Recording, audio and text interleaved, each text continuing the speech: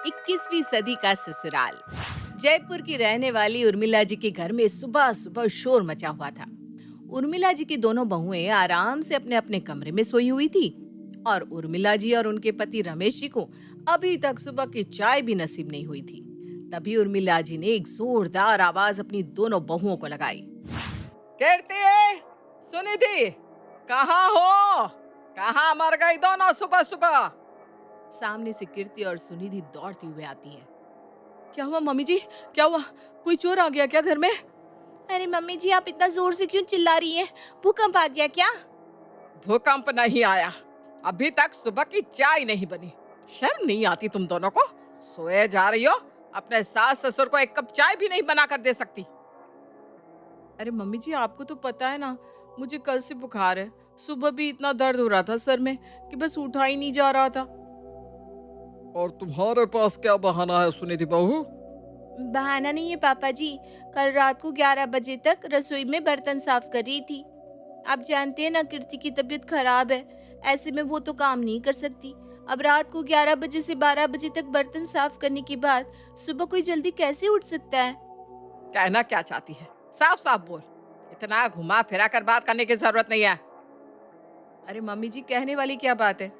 आपसे कितनी बार तो हम दोनों कह चुके हैं कि प्लीज घर में 2 बाई लगवा दीजिए, एक झाड़ू पोछे के लिए, एक घर की डस्टिंग और बर्तन साफ करने के लिए। अपनी सास से क्या बात कर रही है? मुझे बताओ क्या परेशानी है? परेशानी कुछ नहीं पापा जी, घर में इतने सारे लोग हैं, हम दोनों घर का काम पूरा नहीं कर पाते, इसलिए एक बाई लगवा दो ना। नहीं, इस घर में कोई काम वाली नहीं आएगी।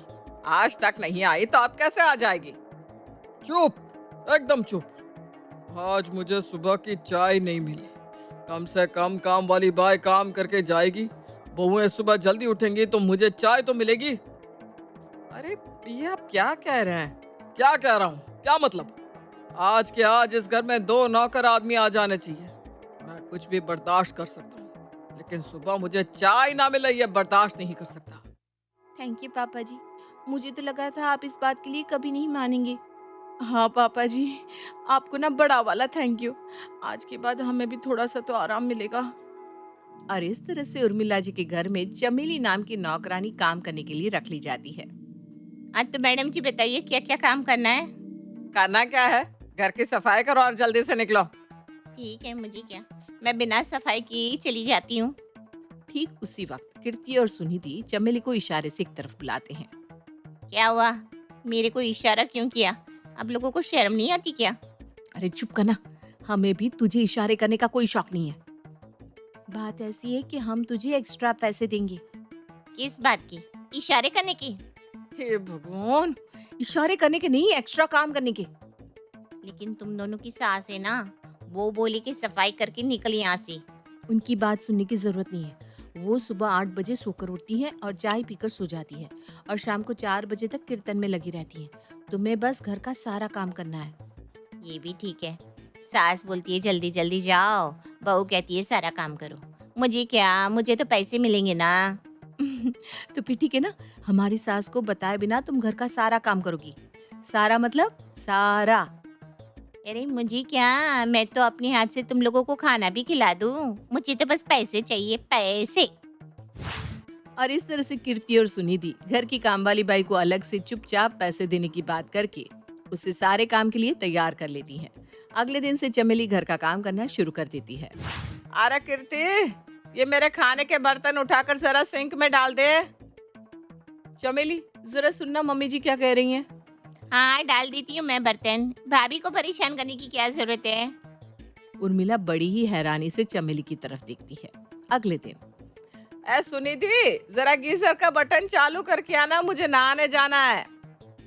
चमेली, गीजर का बटन चालू करके आओ। अरे चमेली, गीजर का बटन क्यों चालू करेगी? तुम क्या कर रही हो? कुछ नहीं मम्मी जी, जरा आराम कर रही थी।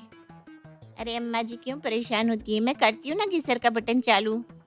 अच्छा ठीक है। उर्मिला देखती है कि उसके घर की बहुओं ने खाना बनाना भी छोड़ दिया था। चमेली घर का खाना बनाती थी, सबके लिए खाना परोसती थी और घर का छोटे से छोटा काम भी करती थी। इस बात से उर्मिला बुरी तरह से परेशान हो जाती है। अरे ये सब क्या चल रहा है हमारे घर में है? क्या मतलब, क्या चल रहा है? आप देखते नहीं, घर का सारा काम चमेली करती है। यहाँ तक कि बिस्तर पर रखा हुआ कंबल भी चमेली समेटती है। दोनों बहुएं तो कुछ नहीं करती। पता नहीं, नौकरानी रखने को तो मैंने ही कहा था, लेकिन मुझे क्या पता था कि घर की बहुएं इतनी आलसी हो जाएंगी। ठीक उसी वक्त कीर्ति और सुनिधि दोनों ही उर्मिला के पास आते हैं। मम्मी जी, वो मैं और सुनिधि दोनों जिम ज्वाइन करना चाहते थे। करने भी चाहिए। तुम दोनों का वजन इतना बढ़ गया है, ऐसा लगता है पिछले 1 महीने में 6 महीने का खाना खा लिया हो। वही तो मम्मी जी, इसलिए हम दोनों ना आज से जिम जाना शुरू करेंगे। अरे जिम जाने से क्या होगा, घर के कामकाज करना शुरू कर दो, अपने आप चर्बी उतर जाएगी शरीर से। लेकिन सुनिधि और कीर्ति अपने ससुर की कोई बात नहीं सुनती और जिम जाकर वेट कम करने की कोशिश करती है। 2 महीने बीत जाते हैं। क्या हुआ सुनिधि और कीर्ति, इस तरह मुंह लटका कर क्यों बैठी हो? क्या बताएं मम्मी जी, महीने के 4,000 देते हैं जिम वाले को, लेकिन 400 ग्राम वजन भी नहीं घटा। मेरा भी कुछ ऐसा ही हाल है। भाग भाग कर पैरों में दर्द हो गया, लेकिन वजन घटने का नाम ही नहीं लेता। अच्छा बेटा, कोई बात नहीं, चिंता मत करो। कल से तुम्हारा वजन अपने आप घट जाएगा। वो कैसे मम्मी जी? वो कैसे मम्मी जी? कल सुबह तुम्हें सब अपने आप पता चल जाएगा। अगली सुबह जब सुनिधि और कीर्ति सोकर उठती हैं, तो चमेली को आवाज देती हैं, लेकिन चमेली की आवाज नहीं सुनाई देती। चमेली, चमेली कहाँ हो? जल्दी से चाय बना कर लाओ। चमेली अपने ससुराल चली गई बेटा, और आज से ना इस घर का पोछा तुम दोनों को ही लगाना है। सुबह का पोछा सुनिधि लगाएगी और शाम का पोछा कीर्ति। लेकिन ऐसा क्यों?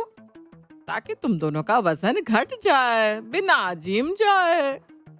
लेकिन मम्मी जी, आपने चमेली को क्यों हटा दिया?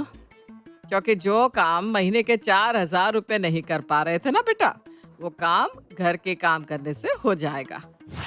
और इस तरह से उर्मिला जी अपने घर से चमेली को हटा देती है और बहुओं को फिर से काम पर लगा देती है।